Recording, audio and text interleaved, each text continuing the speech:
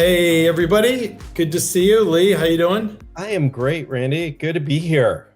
Excellent. Thank you so much for joining us. Really excited to have Lee Hacohen here, who is head of sales at Reggie AI. And we have an awesome title topic, which is, can AI really solve the pipeline problem? So very, very cool for sure. We're sponsored today by Alexander Group, who's the go-to-market and the sales comp sponsor of Sales Community. And as always, Sales Community, if anybody is for those that are members, thank you very much. For those that are not, Tucker just posted the link, and Tucker, we may need to slide that extra E over. There you go. Thanks. So you can click on the link and you can get a free membership, lots of great content and other information there for you. So by way of introduction, Lee lives with his family in the Bay Area in Walnut Creek. He's got a lovely wife and two teenagers that I know he's very proud of. And we originally met, we think, back in the fall of 22 at a GTM fund event in Phoenix. And really from the get-go, besides us being in the maybe 5 or 10 percentile, the older folks that were there. Come on, don't give that away, Randy. We definitely got people here. Yeah, had never met before, truth be told, but had to figure it out as you frequently do. A bunch of common friends and colleagues, and was definitely impressed with his go-to-market and sales chops. So really happy to have you on with us today, Lee. Thank you. Great to be here. And also by way of introduction with some other people that know him better. So Matt Millen, who's a co-founder and president of Reggie AI, says Lee is the best in the business, an award-winning sales leader with over 20 years of success and impact. Lee balances his approach of dedicated work ethic with poise and humor. I'm proud to work with Lee and grateful for his contributions. So that's pretty cool. Wow, that's nice of you to... There you go. Sam Nelson says, I didn't report to Lee, but every AE that reported to him loved him. He has a reputation for going to bat for his people, and AEs loved working for him. So that's really cool. And Sam McKenna, who's also a rock star in her own right, says, you never met a better combination of a sharp, witty humor, a caring and excellent question asker, who happens to also have the best sales leadership and go-to-market advice. Wow. It's probably about the best sentence best ever. Part of this show so far for me. There you go. One couldn't ask for a better leader, friend, and mentor. So all great recommendations there. And yes, I will send them to you. Thank you. I will frame those because those are three very impressive people. Very, very cool, for sure. So jumping right into the questions, you were undergrad at University of Hawaii. Correct. And had the opportunity to do a year at UMass while you were there. So that was probably an interesting experience. But after University of Hawaii, you actually started in the broadcasting field, correct? Correct.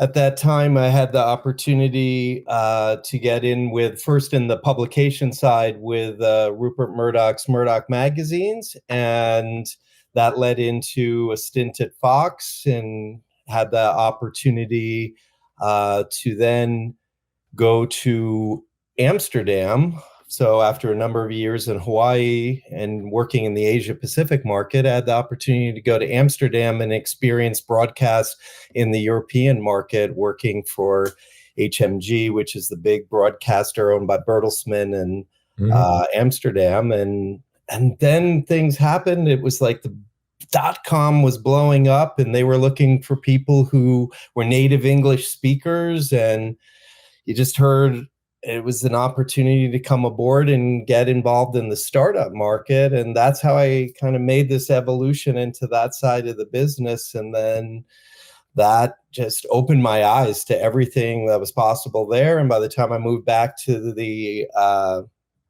US, I met an expat in Amsterdam who was from the Bay Area.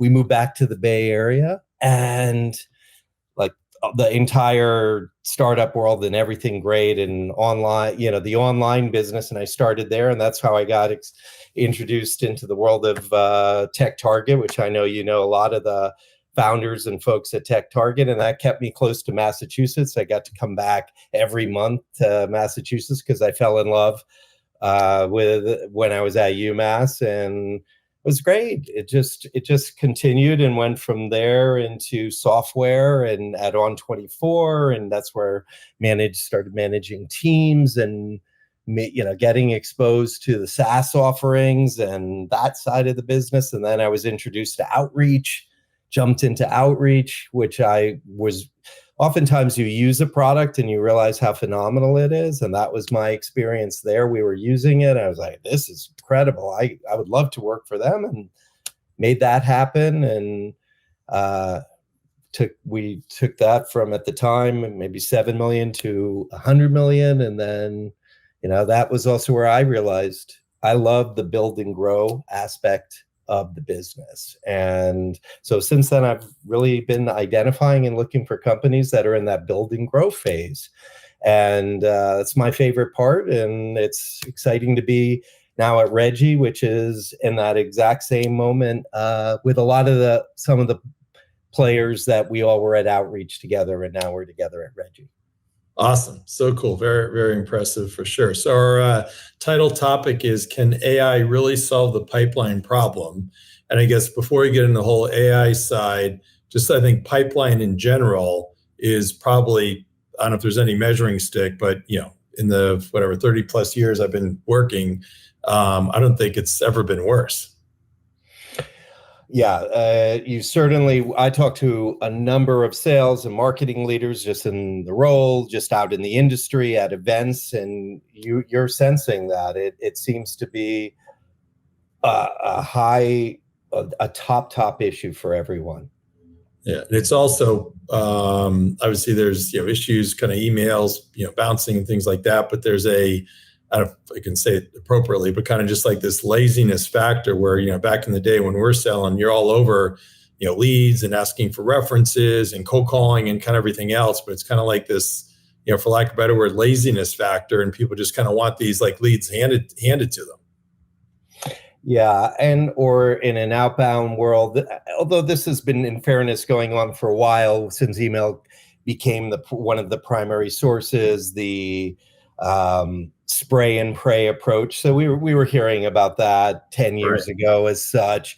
But you're right. I mean, you're bringing up a time, we're probably aging ourselves, where if you asked for your list, they handed you the yellow pages and said, here's your list. I mean, that's right. It. Get working. And you had to create a territory out of that. And now, true, there is a expectation in some areas, in some business, that you'll come in and open your computer and your calendar will be filled with meetings and they're all qualified and all ready to buy, and you should do that. And that's just not the case. And so that's where that pipeline dilemma comes in, and everyone's got to work for it.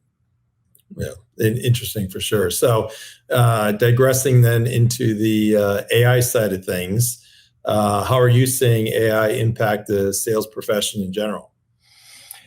Well, I know as Reggie is an AI AI company and one of the early adopters of AI. In fact, 4 years, like even well before the craze that's just come out around OpenAI and ChatGPT and all the things that have come out, Reggie was doing this years before, one of the early adopters of it.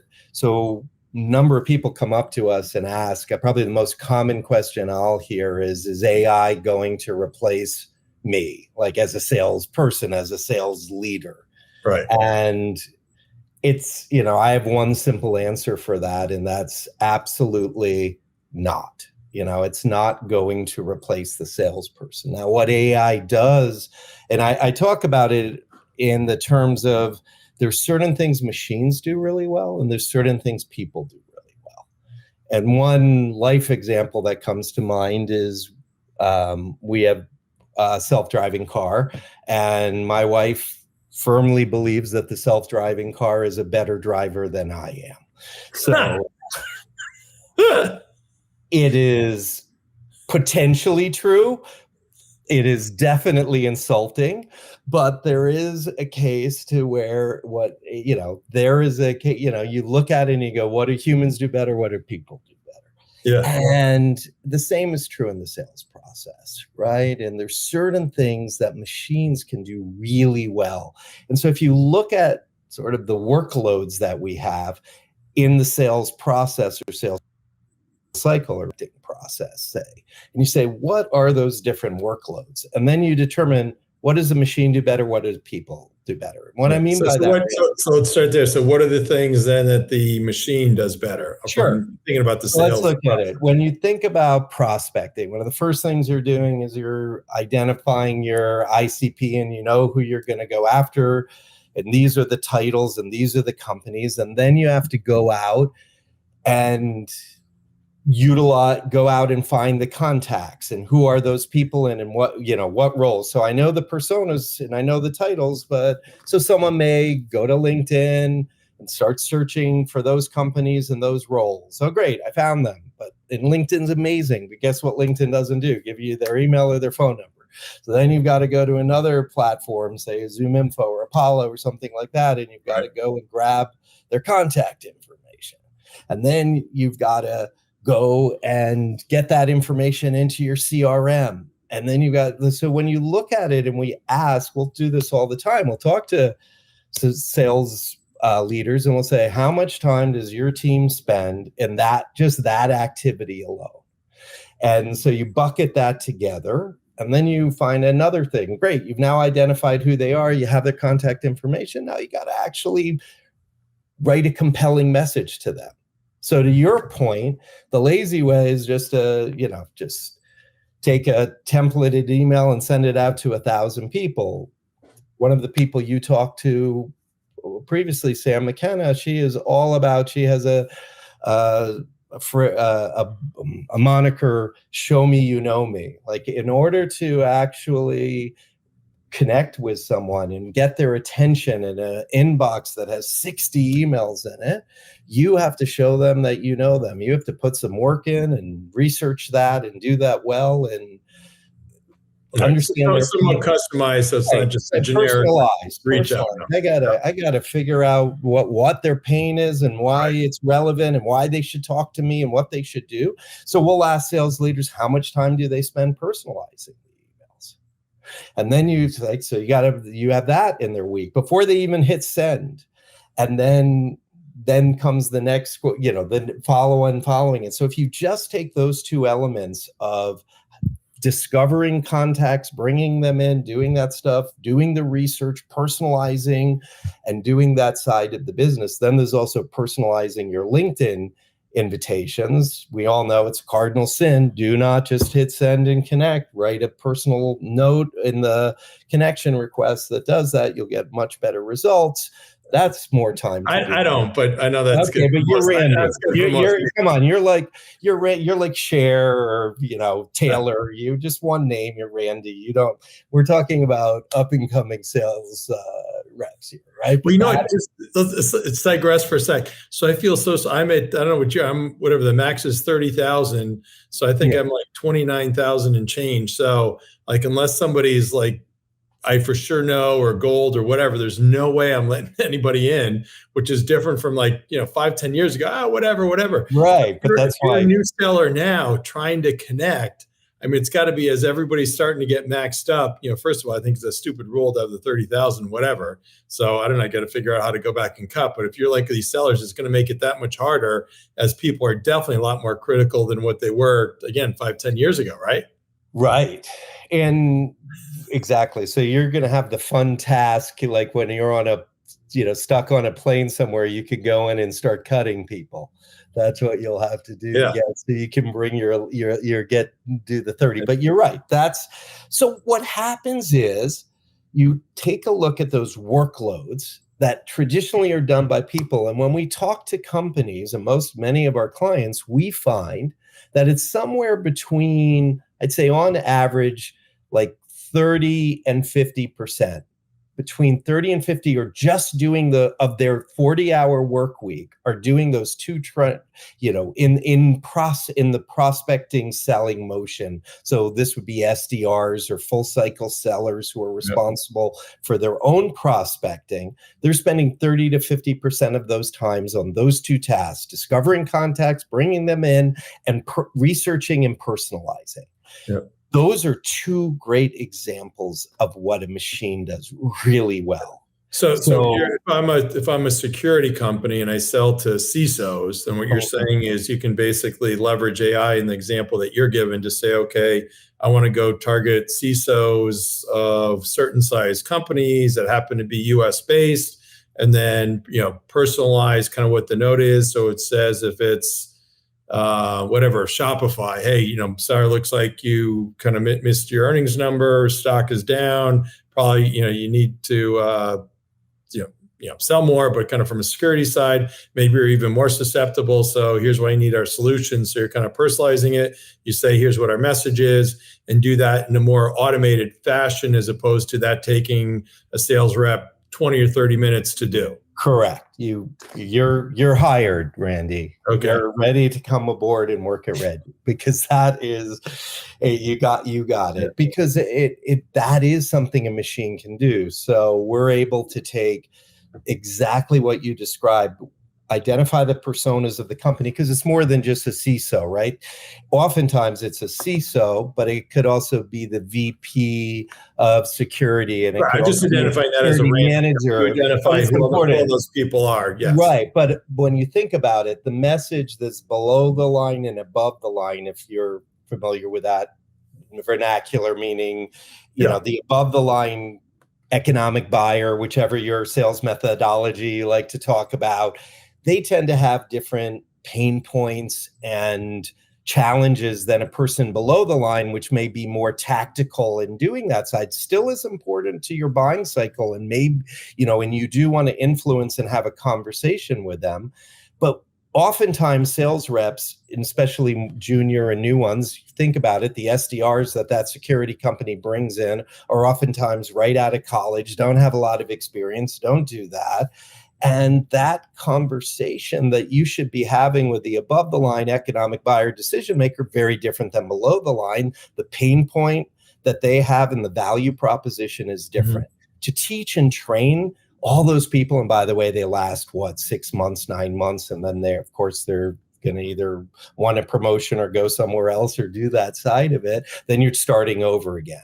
This is a classic case where the machine can do that better than having to retrain a new person on that content and messaging, because the machine or the AI will go identify who are those people with those titles, all of them, identify them, bring in their contact information, all that good stuff, put it into the CRM, then write the email exactly as you described. Yep. The machine goes and looks at LinkedIn or other things, identifies something about them personally, identifies about the company, what you described in earnings of that aspect, and writes a personalized email all within, literally within seconds. And where that really helps is when you start, especially sort of in the mid-market. It's a no-brainer. It doesn't matter if it's a no-brainer, right? I had examples. Tucker, who's behind the scenes, I didn't give Tucker a shout out. Tucker is always thanks Tucker. We have I'll say client, sales community sponsor, and the rep will send kind of these template notes for us to kind of send out. So we have a way that we do it. And one was to the CEO of SHI. Another one was the CEO of Ingram Micro. This literally happened this morning. Right. And it's just this generic. The rep says, okay, just take the generic template and all that. I'm like, what are you kidding? You gotta personalize it. You're going to the CEO. And by the way, the ask isn't necessary for meeting for them. It's going to be introduction to, somebody on their team that handles kind of what this area is. But how do you not crazy that happens? So there's a whole bunch of other thoughts going through my head in terms of, I think, some things we could probably collaborate on. But just the notion of all that, being able to do that is amazing. So say if your AI can actually do this, then... Whoa, what was if? That's not if. No, you were Oh, saying when? I'm sorry. yeah, When you do they, it, sorry. as our, we're doing When it. you do that, but Right. then is there's still human interaction needed to then kind of do a quick once over, right? To make sure that So everything's how we do that, and this is also part of the magic of AI, is prompt engineering, which is another, I'll go off on a sidetrack on that in a second, but prompt engineering in AI is essentially the directions that you're giving the machine of the tone, the quality, how you want the email to be framed. So we'll give best practices, but people have their own choices, right? And they'll be like, is it short? Is it long? Does it have, like, first from a format, but mostly from a tone. So when you think about it, the tone that you speak to in your example, a security professional, is going to be really different than the tone that you might speak to a marketing or a sales leader or right, or a community, whatever your enablement, security. Well, you go to HR. CRO versus security. Yeah, a security Technical person. person Yeah. is like, you get to the point, be serious, don't be quippy, don't do that. And you train the AI to speak that way.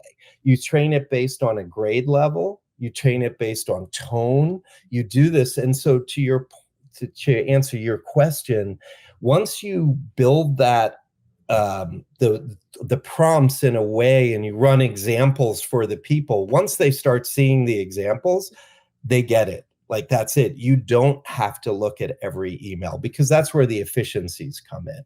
Although that setting is possible, the best practice is that you are letting the emails go in that way. Now, there's another area. First, I'm going to digress and talk about the prompt engineering, because this is a public service, because we both have kids. Yours are already out of college.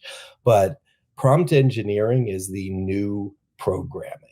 Like, if there, where we used to tell you, oh, go and study programming, go study programming. Right now, there are so many jobs that are needed for people who can do prompt engineering. And I joke about it that. So what is prompt engineering? Right. This is the prompt engineers are the people who actually write the prompts for AI that train the agents. Huh. And there are so many jobs that people are looking for that. And I laugh about it because it's not something that you actually have to have a highly technical skill. People used to joke where you meet someone and you go, I'm a philosophy major. And you go, well, where the hell are you going to get a job, right? This actually is a job, because philosophy majors and doing it's a way of thinking, because what you're doing is you're thinking, how do I prompt this machine to give me the output that I'm looking? And yes, there's some elements of coding, whereas, if you put two commas instead of this, you'll get a this. But a lot of it just has to do with what you are you're training this agent to be like a human, to talk like you want it to talk. And you try things and then you see the response and you're, oh, that was pretty good, let me just adjust the words this way. And so it is a role that writers or people who have that can actually would do really well there. So that's sort of the big tip. Tell your kids to go in and write, because that's going to be the wave of the future. Basically, training AI, training the agents, and doing that side of it. So where I was going to come back was the second thing an agent can do better. A third thing an agent can do better is determine when and how to follow up with someone. And what I mean by that, Randy, is when I first got to outreach, the sequence was like, everyone at that point was using tools like, why is it leaving my mind? But it was Toutapp and Yesware. And people thought, oh my God, this is the most amazing thing in the world. I can send 5,000 emails all at one time and hit send and it'll do that. And right out of my inbox. And that was where that spray and pray came out. And then when outreach came out with the idea of the sequence, which Sam Nelson perfected in his Agogi concept through the practice of running SDR teams at Outreach. And he really perfected that, where this idea of, instead of just sending an email and then hopefully you remember to go back into your sent email and forward it to someone and go, hey, I didn't hear from you, or something like that, or maybe call 3 days after. We would always ask people like, hey, how often, when a person gets an inbound lead, how often do they follow up before they move on to something else? And there were always two answers. It was either like 3 to 5 times, or it was, I have no idea. Both of those are scary answers, because through research, we found out that it takes between 8 to 12 touches to actually even get a reply and to do that side of it. So all those people who were giving up after 3 to 5 were losing, we're never even getting to the point that they would get a reply. And so this idea of a sequence or cadence, depending which team you're on, outreach or sales a lot, but a sequence or cadence was this idea of a series of touches over a period of time with multiple channels, whether it's email, social, calling.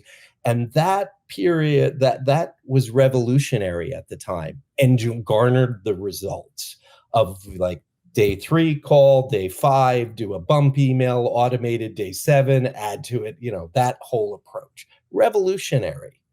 And then, so what was exciting is Matt Millen, who's the co-founder of Reggie, former Outreach, had this idea of how would AI do this, in the sense that creating what's referred to as a dynamic sequence. What a dynamic sequence does is it instead uses, based on the replies and responses or engagement of the user, prioritizing whether you should speed up the content or provide it, say, call this person right now. They're forwarding it, they're engaging, they're clicking, they're doing it.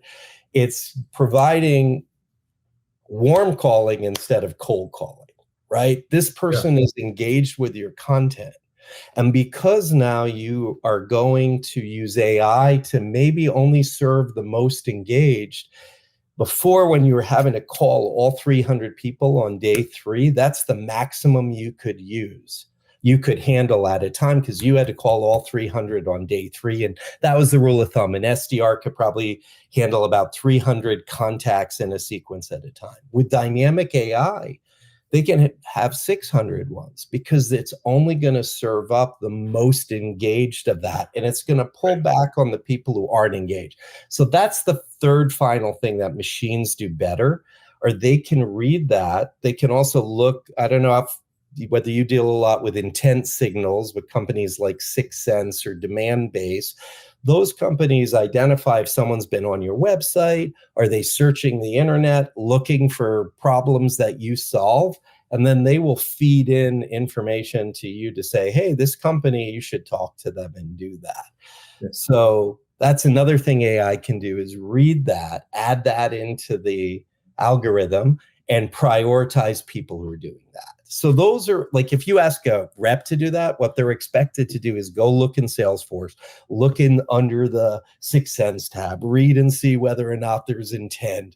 And we know a rep's not doing that. Yes. So it's weird with that. I mean, obviously TechTarget is positioned uniquely because they've got to fill in their names and, different level of intent you're familiar with. But from the other, ABM players, 6 Sense and Demand Base, all you really do, you just know who right. The company name, and right. Then as without leveraging AI, then you got to go figure it out. But then if you can leverage AI and say, okay, and if it's a sales tool as an example, whatever, it's a sales forecasting tool or whatever, right? So then you're going to go through, okay, anybody that's in sales leadership, anybody financial, sales ops, CFO, sales ops, boom, then we're going to just go pepper them.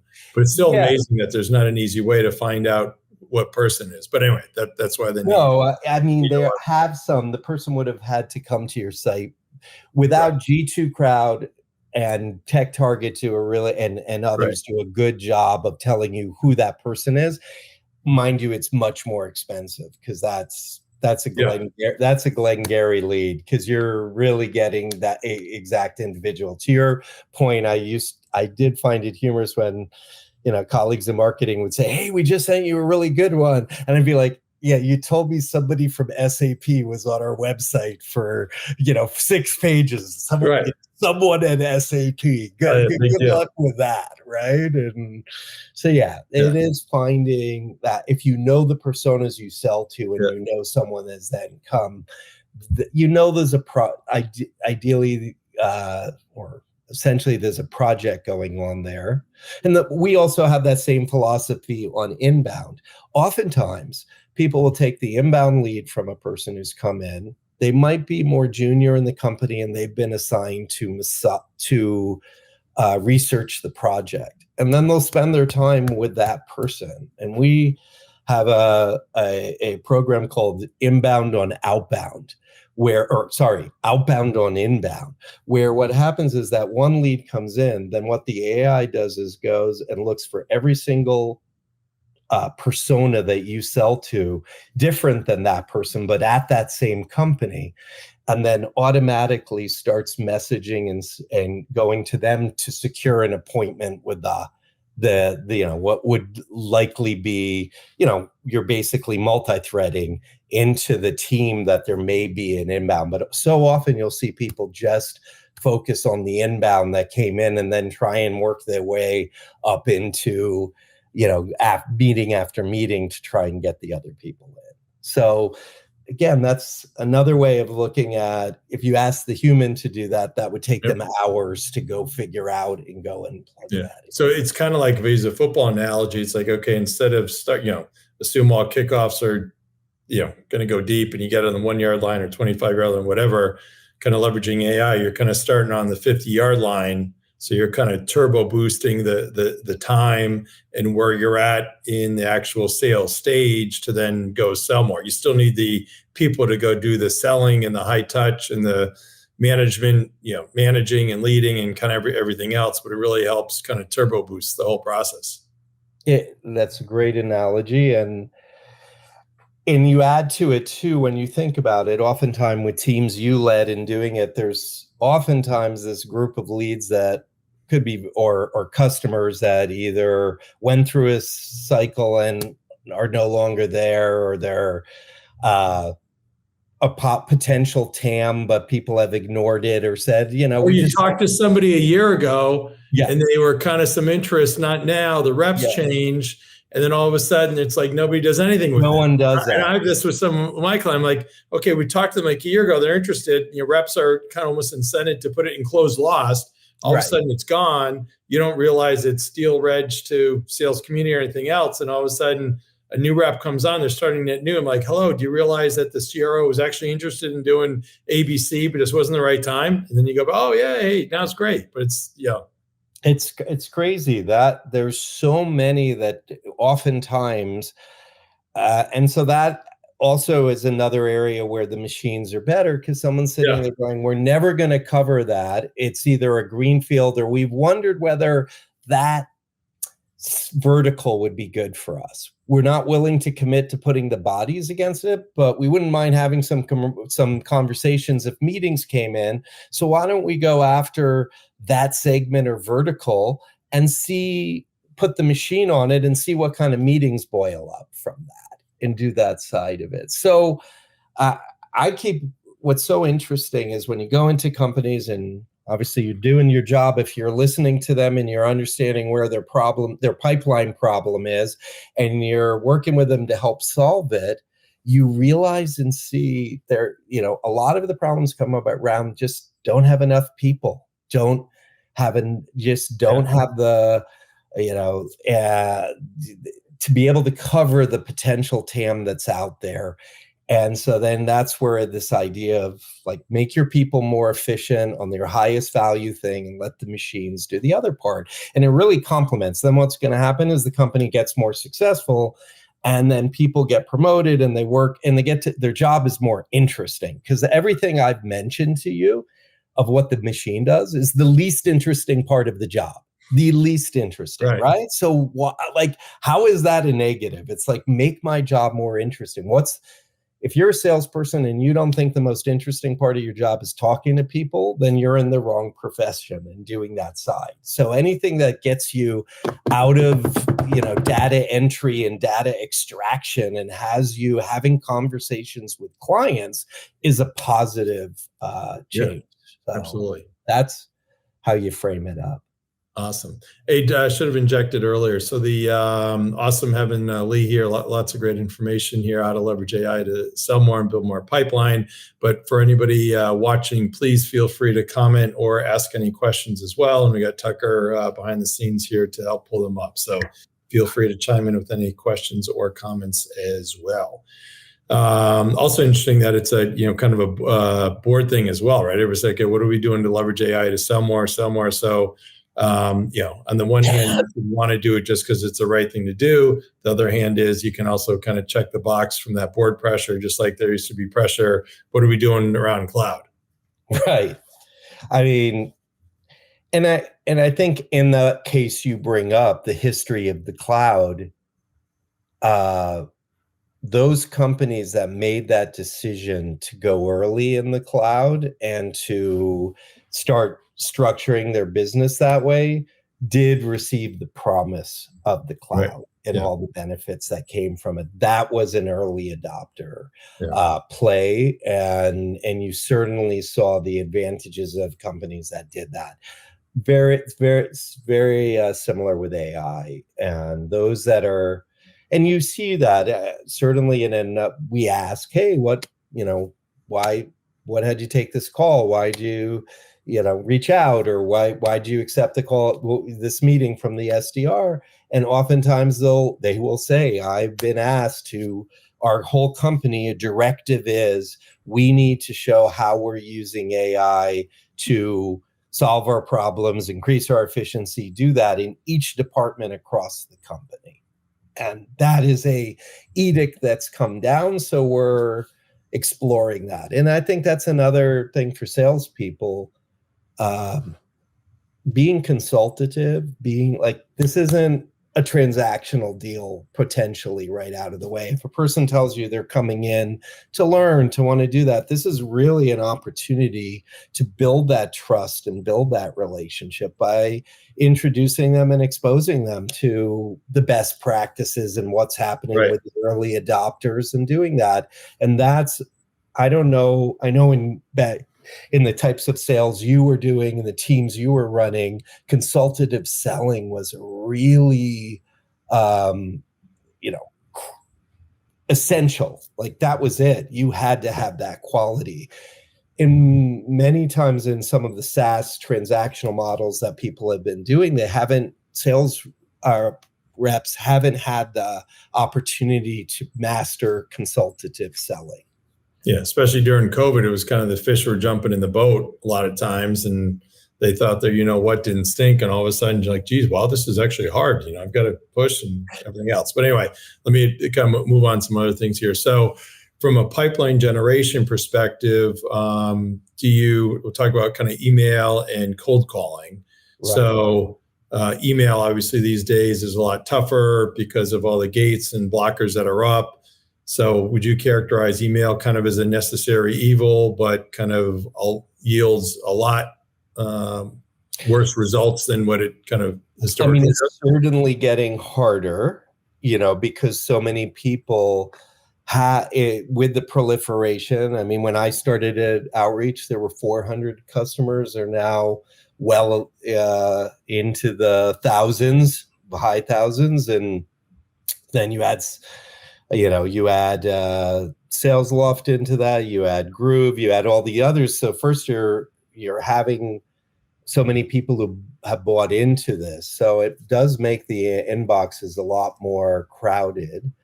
But to your point, the emails that stand out are the ones we all have our own personal experience in it. And you go through your inbox or you go through your LinkedIn, and there's certain messages and that stand out, and that comes back to the personalization. So I still think email is a there hasn't been anything to replace it as being a really efficient way to get in front of people, especially getting in front of people at that moment. I can't tell you how many we see in the replies that, wow, I just came out of a meeting where we were discussing this. Yeah.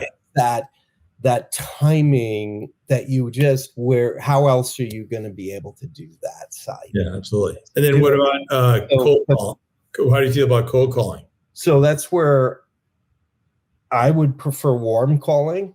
And that's where I was describing what the AI can do by serving up the people who are more engaged. That call's going to certainly be warmer versus. So I think in most organizations, when you talk to them, if they have sort of a SDR or a full cycle salespeople, the stats remain true. 70% of the meetings booked happen from the phone call. Now, it doesn't mean it would be lower if you didn't email and you didn't have the social touch. So it's the combination of the three. But the phone call is where you get the commitment and the confirmation. And you're also able to get a bit of qualification that makes the initial meeting more effective. So I'm all in on warm calling. And I'm all in on that because it still delivers the most meetings and you're able to get great qualification information out of that call, which you wouldn't get on, a person who writes back and goes, this sounds great.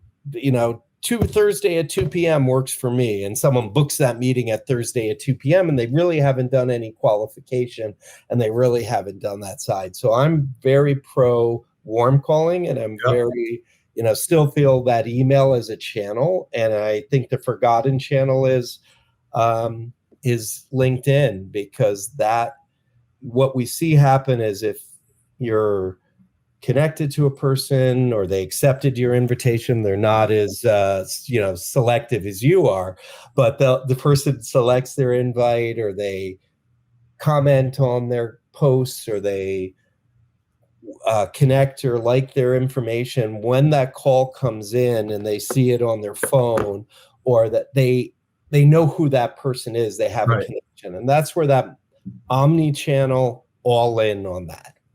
Yeah. There's also what we can talk offline, but a company we do a lot of work with, Phone Ready Leads, who's done great. So they kind of will if you take kind of that basket of folks, they can actually tell you which ones have more of a propensity to actually pick up the phone.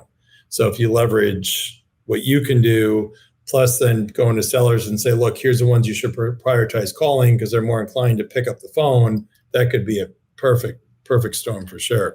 Exactly. And then that adds another element in, which is the parallel or power dialer, which is, again, if you do it right, it can be a very effective process to that warm calling process, because what it's able to do is, as you know, with that, is sort power dial through a number, get connections to the propensity to the people who would accept, and then a rep can have 4 to 6 conversations in an hour, which they normally wouldn't have if they were just dialing one, leaving a voicemail, dialing one, doing that side of it. And that becomes sort of another one of these efficiencies that make that calling process more effective. Yeah. Awesome. So want to find out a little bit more about Reggie AI here as we're kind of toward the end. So I know you're coming off your best quarter yet. From kind of ideal customer profile, kind of who do you focus on in terms of for your own selling, kind of decision makers as well as type of company, size company? Sure. Right now, I think what we're seeing is enterprise customers or large, I would say commercial and enterprise customers. So you might say 250 and above. And we speak to sales leaders, we speak to RevOps leaders, we speak to marketing leaders. When you think about that pipeline problem, oftentimes marketing is responsible for pipeline in the initial. In fact, in many companies, the SDRs roll up to the marketers. So that's an important persona, as well as I said, RevOps and sales leaders, and that side of it. Those are the three constituents who tend to have a pipeline problem, and finding that 250. Now we started out there, as well as with some very good size enterprise companies. We were fortunate that we built the technology. Sri, one of the co-founders, is genius, I have to say, and he built the software for enterprise right out of the gate. So that's allowed us to come in and get some great enterprise style companies to use be able to use the technology right away. That's great. If I look at it, I would say, I think having a person who has a process in place and is looking to fine tune and improve it is always the best customer, because that's what we, as Reggie, we can come in and help do using AI as that. And I compare that to a person who's like a smaller company who's just like, we don't have people who pick up the phones and call, and we don't have, they don't have the process in place. It's harder to make that successful versus someone who's doing really, well, and we can help improve that process. Yeah, definitely. Any kind of one or two enterprise customer names? Yeah, I mean, feel free, go to the website and look at some of the examples in doing that. But we have Pluralsight and Amplitude and Workday, and you'll see Reputation, and a number who have given really good case studies and doing things for us and their experiences in doing that side of it, and just brought on, yes, a number of others, but I'm not sitting, sorry about that. I have to think through the contract. You know how it is sometimes. Oh, yeah. Don't worry. But I say the names, and sometimes I don't want to be the guy you love all your, they go, what are you doing, Lee? But we really exciting. Number of Vista equity companies have jumped aboard, and I also noticed, it's funny how you'll start selling and you go, oh, that's a good, like, PE companies, because they're having to operate at most efficiency, and they're looking always for that kind of insights, and they're cutting edge. So you start seeing in those PE companies, they have like best practices sessions, and we're hearing that people show up at those and talk about what they're doing with us. And then we get 3 calls, and you're like, I love this inbound. Yeah, totally. Really, really, really great. So time flies when you're having fun. Oh no. Well, this was great. But you're definitely great, amazing company. For sure, you're right in the wheelhouse, and so much great content here. So really appreciate having you. So at the end, I know we haven't really known each other. Don't know if you have any PG Randy story to share. Well, from that event we attended, I would say it's probably PG, because there are times where, I don't know, where you're exposed to someone, or you just meet someone randomly, whether it's on a plane or at an event like this, and you feel like it's a long lost brother, or you have, like I said, 6 degrees of Kevin Bacon. You could just sit there and have like, oh my God, this person, and you had this experience. And that doesn't happen a lot to me, but when I met you, it was really refreshing to have that. It's so great to have that experience, that you're this person who, we didn't meet before. We had, from 2 different coasts, all different things, but we could have so many connections. And that evening that we were sitting together at the dinner was like flew by. And then every time we saw each other throughout the weekend, we had all these other laughs and doing it. And I remember you said at that time, hey, I want to have you on the thing. And I was like, oh, that's just a line, like, oh, I'll have you on. You like those people, oh, you'll come over for a barbecue.